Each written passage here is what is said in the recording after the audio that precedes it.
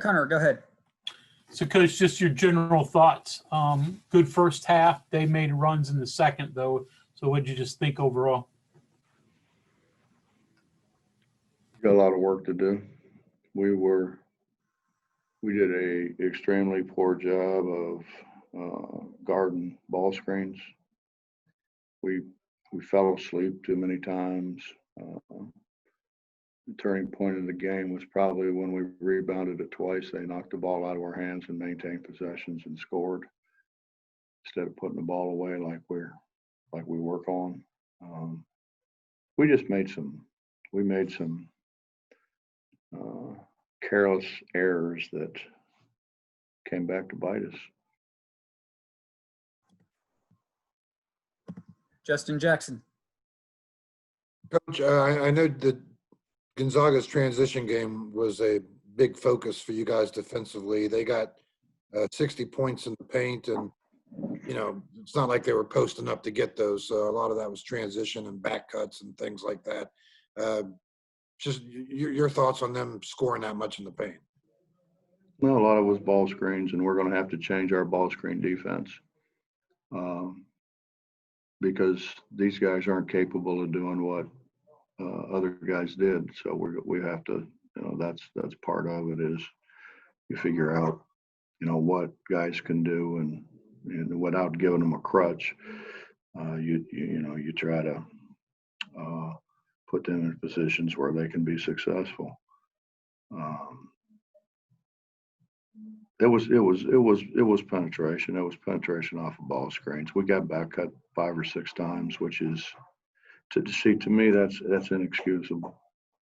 When you're told and told and told and told over and over and over again, and you work on it over and over again, you shouldn't get back up, particularly on an open side when a guy's dribbling at you.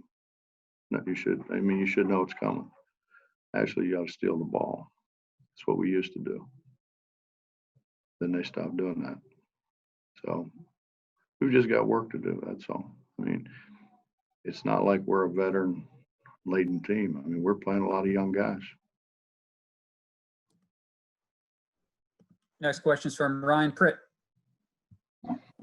Hey, Coach. Gabe and Sheboy combined for 13 minutes in the second half. When Gabe's doing a pretty good job on Timmy in the first half, you get Sheboy out of the middle. How much did that compromise your defense late?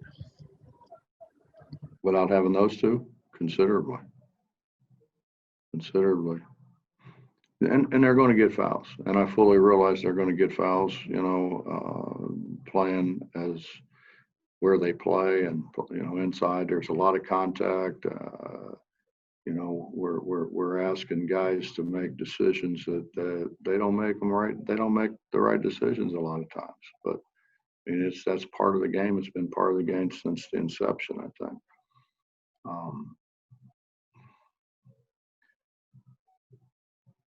The dumb ones are what kills us. And we made dumb ones. Oscar got his 4th or 5th, I think it was his 5th. He didn't run the floor. And all we talked about was run the floor, run the floor, run the floor. He didn't run the floor in transition. Guy got behind him. He tried to catch him and fouled him. And, that's his 5th. He's out. Gabe tried to steal the ball and reached in and fouled a guy. They know better than that. If you were asking them today, they would say, "Oh yeah, I know better than that." But heat of the game. Go ahead, Cody Nesper. So, Coach, when Gabe and Oscar were out, how did you think Isaiah did? I thought Isaiah played well. I thought he played well. He made a couple of mistakes defensively. We probably need to spend more time with him because he's a skilled guy. He can shoot it and he can pass it. We need to spend more time with him and get him in. It's just hard. It's hard when you go try to win a tournament and then you're going to play the number 1 ranked team in the country, and we didn't have to do that. I wanted to do that. I wanted to test our guys, see where we are. Now we did. Now we see where we are, and we're every bit as good as they are if we just don't do dumb things. We did dumb things. We've got to cut out the dumb things. which generally speaking we do. Justin, back to you. Coach, earlier, Derek said he took the blame for the loss, basically for some of those plays you mentioned earlier about not securing the rebound and that kind of thing. But still, big picture thing, the way he plays, the numbers he put up, do you think it's fair for him to shoulder the blame as much as he has? I think we all ought to shoulder the blame, Justin. I think we all should. I think every guy that got back cut should shoulder blame. I think every guy who didn't block out, let a guy go in. Every guy who went to the free throw line, missed 2 free throws. I think everybody ought to shoulder the blame. I think our coaching staff ought to shoulder the blame because we try to guard ball screens and our guys aren't capable of guarding ball screens that way. And you know, and that's all of us. You know, I mean, I think everybody had an input in that. So, you know, you can always look back and say, you know, what if? The reality is there's one going to walk away happy and one going to walk away sad and upset. And I never understood, you know, everybody says, well, you learn from this. What are we going to learn from losing? No, I don't see that. I know. We knew when they dribbled us, they were going to back us. We knew that. We still let them do it. We still knew what we were supposed to do on ball screens. We spent an enormous amount of time guarding ball screens, and we didn't guard them. So, and they didn't do what they were asked. So there's no silver lining. I can't find one. We'll go to Mike Kazaza. Go ahead, Mike. What's that? Went to the bench a little bit in the first half and kind of hit a rough spot, but I don't know if you tried different things, but certainly got better production from the bench in the second half with, I guess, Taz being able to play and Isaiah coming in. What are you finding as far as offensive defense from your reserves so far? Well, Sean gets hit in the head. He'll probably need 8 to 12 stitches, and then the foul was on him. And so we didn't have him, and that hurts us. And then he wasn't the same. He doesn't miss that many shots. He missed a bunch of shots, but yeah, he got whacked in the head pretty good.